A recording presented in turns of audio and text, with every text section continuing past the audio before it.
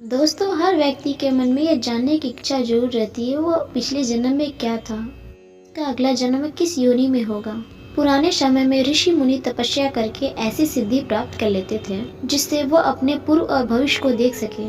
दोस्तों, ऐसा कर पाना हमारे और आपके लिए तो संभव नहीं है, लेकिन हिंदू धर्म शास्त्रों में ऐसे संकेत मिलते हैं जिससे आप अपने अगले जन्म के बारे में जान सकते हैं। दोस्तों, आज के इस वीडियो में हम ये जानने का प्रयास करेंगे गरुड़ पुराण में भगवान विष्णु ने पक्षी राज से ऐसे कौन कौन से कर्म बताए हैं जिन्हें यदि मनुष्य अपने इस जीवन में करता है तो उसका अगला जन्म मनुष्य योनि में ही जन्म लेना तय है। इसके साथ ही आप ये भी जानेंगे आखिर वो कौन से पाप है जिसे करने से मनुष्य का जन्म गधे और भेड़िए जैसी योनि में होता है। नमस्कार दोस्तों, स्वागत है आपके अपने चैनल रिताई भक्ति में।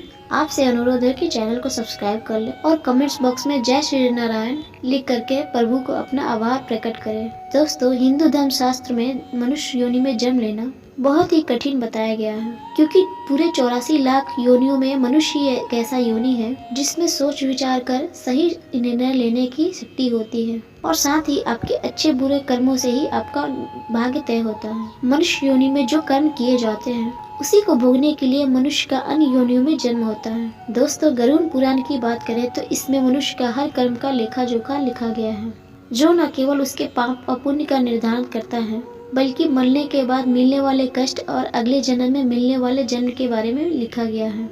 गरुड़ पुराण में लिखा है, अच्छे या बुरे सभी के का फल इस संसार में जन्म लेने वाले सभी को प्राप्त होता है। मनुष्य का अधिकार केवल कर्तव्य देना है और कर्म करना है, फल देना परमात्मा का है।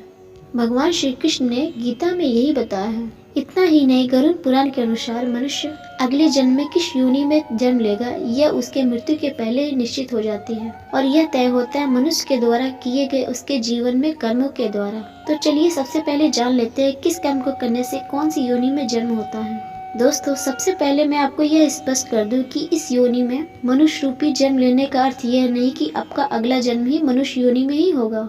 गरुड़ पुराण के अनुसार जो व्यक्ति अच्छे कर्म करते हैं केवल उन्हें ही मानव जीवन मिलता है। जो व्यक्ति अच्छे कर्म नहीं करते उनका अगला जीवन बहुत ही दर्दनाक होता है।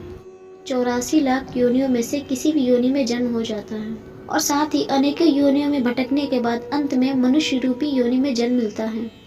तो मनुष्य के अगले जन्म के विषय में गरुड़ पुराण में एक कथा का उल्लेख मिलता है। इस कथा के अनुसार एक बार महर्षि ने अपने ऋषियों से पूछा किस कर्म से कौन सी योनि में जन्म मिलता है। उनके विचार सुनने के बाद ऋषियों को उन्होंने अपनी विस्तार पूर्वक जानकारी दी और साथ ही यह भी बताया कि मनुष्य को मनुष्य रूपी जन्म प्राप्त करने के लिए किस प्रकार के कर्म की आवश्यकता होती है। वेद व्यास जी ने बताया, जिस व्यक्ति का पराई स्त्री के साथ संबंध होता है और साथ ही हमेशा स्त्री का अपमान करता है उससे भयानक नरक का सामना करना पड़ता है। इसके बाद ऐसा करने वाले व्यक्तियों को एक एक करके अलग अलग योनियों में जन्म मिलता है और अलग अलग प्रकार के कष्ट उठाने पड़ते हैं।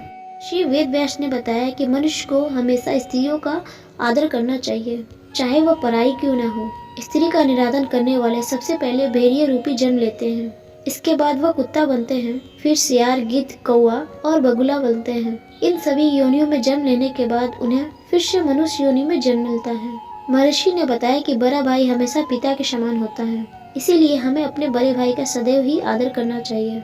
कभी भी किसी भी परिस्थिति में हमें उसका अनादर नहीं करना चाहिए, अन्यथा बोझ नामक पक्षी के रूप में जन्म मिलता है। कौंच पक्षी का जीवन काल 10 वर्षों का होता है। इसके दौरान ईश्वर की अगर कृपा हो जाए तो वह अगले जन्म में पुनः मनुष्य रूपी में जन्म लेता है, अन्यथा उसे दूसरी योनियों में भी भटकना पड़ सकता है। महर्षि वेदव्यास ऋषियों को आगे बताते हैं, जो कोई भी चोरी करता है वो स्वर्ण की हो या वस्त्र की हो, चोरी करना हमेशा ही गलत कर्म है। चोरी करने वाले मनुष्य को हमेशा इसका परिणाम वन काल में भुगतना पड़ता है। उन्होंने कहा, अगर कोई व्यक्ति वस्त्रों की चोरी करता है तो अगले जन्म में तोता बनता है।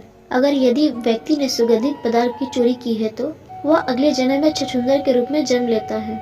इसीलिए दोस्तों, किसी भी परिस्थिति में चोरी की गई चोरी को सही नहीं माना जाता और ऐसा करने वालों को इसके गंभीर परिणाम भुगतने पड़ते हैं। महर्षि आगे बताते हैं, यदि कोई व्यक्ति किसी व्यक्ति की हत्या करता है या कोई दूसरा जघन्य अपराध करता है तो उसका अगला जन्म गधे की योनि में होता है।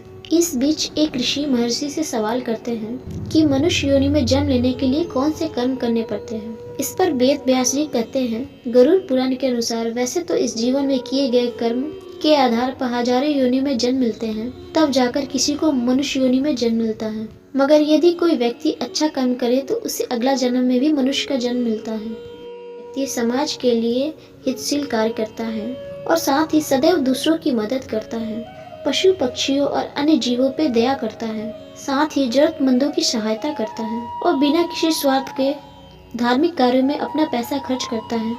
ऐसे व्यक्ति का अगला जन्म भी मनुष्य योनि में तय है। दोस्तों, इसके अनुसार गरुड़ पुराण में ये भी बताया गया है कि व्यक्ति के अंतिम समय में यह शक्ति जिस समय में जिस तरफ होती है, उसका अगला जन्म भी उसी पे निर्भर करता है। यदि कोई व्यक्ति मृत्यु के अंतिम क्षण में किसी स्त्री को याद करते हुए अपने प्राण त्यागता है, तो उसके अगले जन्म में उसका स्त्री बनना तय है। जो व्यक्ति अपने अंतिम क्षण में ईश्वर का नाम लेता है, वह व्यक्ति मुक्ति के मार्ग पर अग्रसर हो जाता है। इसका अर्थ यह हुआ कि मृत्यु के अंतिम क्षण में जो विचार आते हैं, वो व्यक्ति के अगले जन्म का आधार बनते हैं। इसीलिए हमारे शास्त्रों में कहा गया है, मरते समय हमेशा श्री हरि सच्चिदानंद भगवान विष्णु का जाप करना चाहिए।